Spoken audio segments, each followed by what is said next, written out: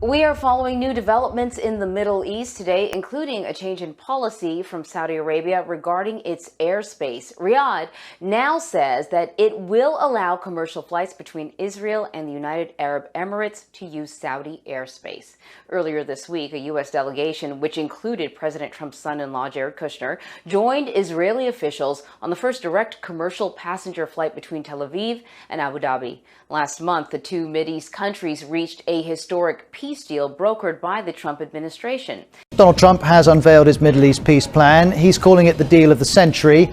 Many Palestinians have a few other phrases for it. They weren't consulted. The plan offers a two-state solution of a kind, and the president began with one of Israel's top priorities.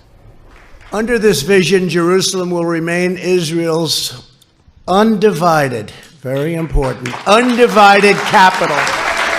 While both Israel and the Palestinians hold competing claims to the holy city, and the Palestinians insist that East Jerusalem be the capital of their future state, President Trump is instead proposing the creation of a Palestinian state with a capital in eastern Jerusalem. Here's the BBC's Washington bureau chief, Paul Danaher, who used to be based in Jerusalem, saying, look, most casual observers won't understand the massive difference between offering the Palestinians a capital in East Jerusalem and in eastern Jerusalem.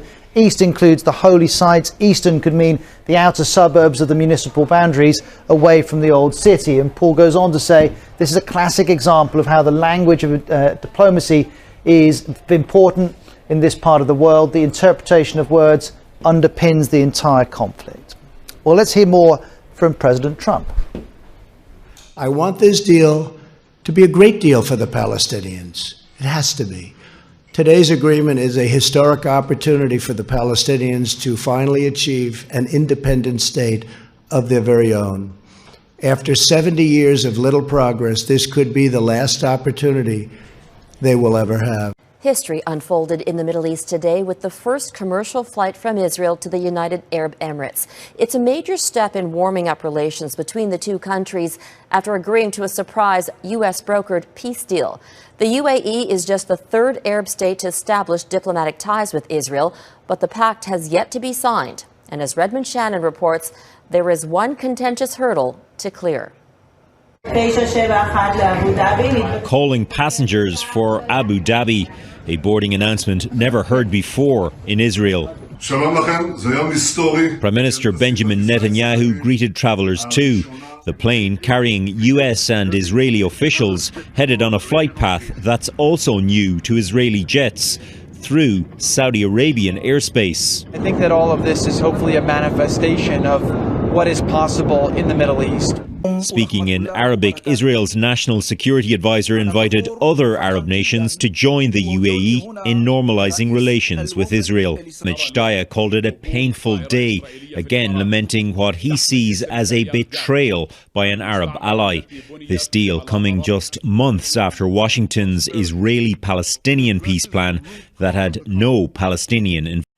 There's been a landmark diplomatic breakthrough in the Middle East, with Israel and the United Arab Emirates agreeing to a full normalisation of relations. As US Bureau Chief Ash Mullaney reports, President Trump is claiming a major victory. Good afternoon. Well, for Israel and the United Arab Emirates, this marks both a major political achievement and a tectonic shift in the region. But it's Donald Trump here in Washington that's receiving praise and claiming credit for brokering the deal.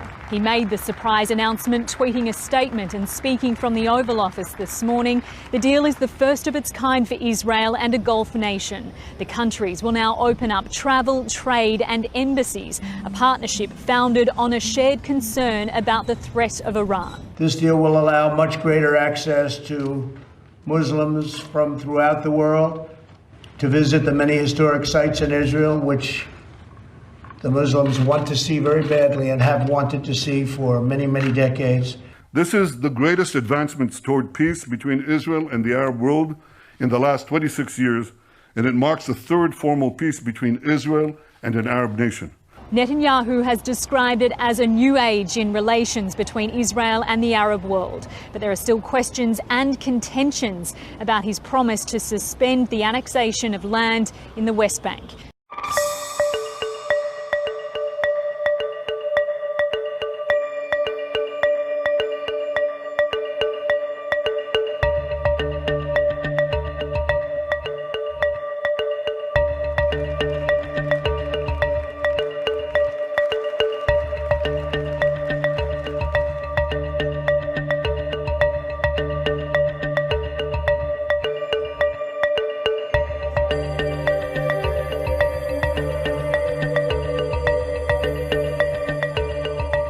تعلن القيادة الفلسطينية رفضها واستنكارها الشديدين للإعلان الثلاثي الأمريكي الإسرائيلي الإماراتي المفاجئ حول تطبيع كامل للعلاقات بين دولة الاحتلال الإسرائيلي ودولة الإمارات العربية المتحدة مقابل ادعاء تعليق مؤقت لمخطط ضم الأراضي الفلسطينية وبسط السيادة الإسرائيلية عليها.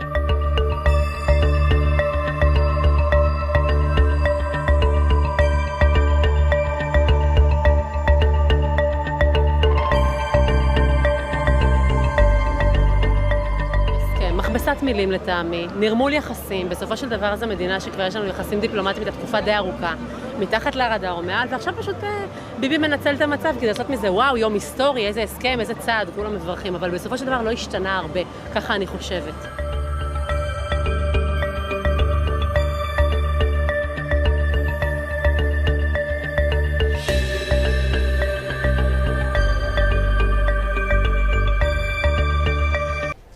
For too long, far too long, the very heart of the land of Israel, where our patriarchs prayed, our prophets preached, and our kings ruled, has been outrageously branded as illegally occupied territory. Well, today, Mr. President, you are puncturing this big lie.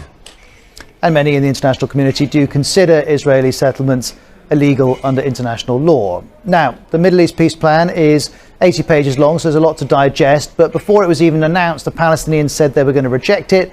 They say they weren't consulted. Since then, the Palestinian President Mahmoud Abbas has spoken. I say to Trump and Netanyahu, Jerusalem is not for sale. All our rights are not for sale and are not for bargain.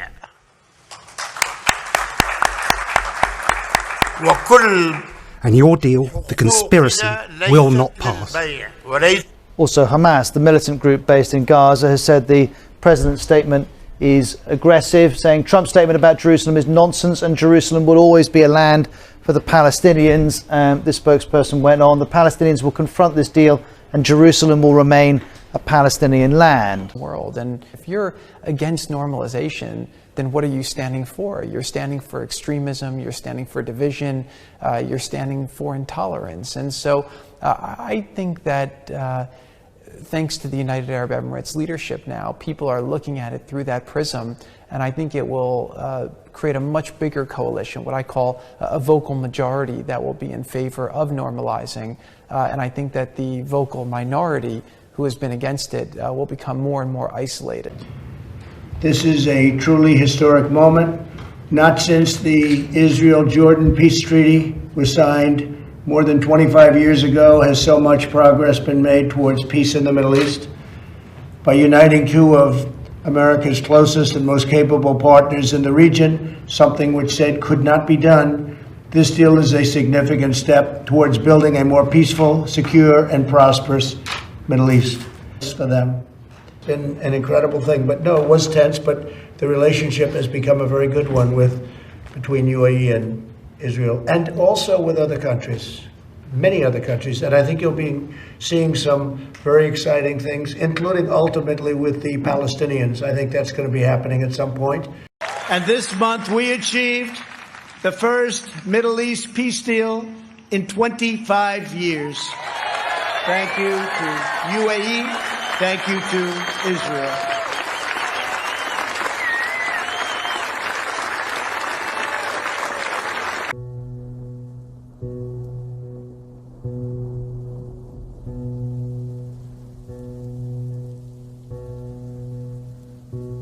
Before the Lord returns, the scripture tells us that the nations will declare peace and safety. It shows us that the land of Israel and the city of Jerusalem will once again be at the center of the world's attention. Before the second coming, we will see that Israel and the surrounding nations will place their trust in a leader who will one day come, promising peace. And so the question is, are we in our world today seeing a road being paved for these things to soon take place?